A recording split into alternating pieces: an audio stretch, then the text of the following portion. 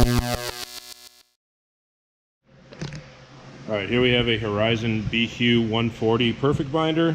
This machine runs on 110 power.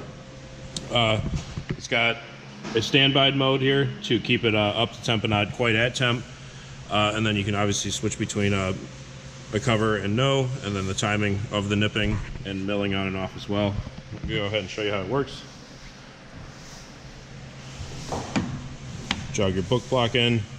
There's a hand wheel over here to crank it down. And simply hit start.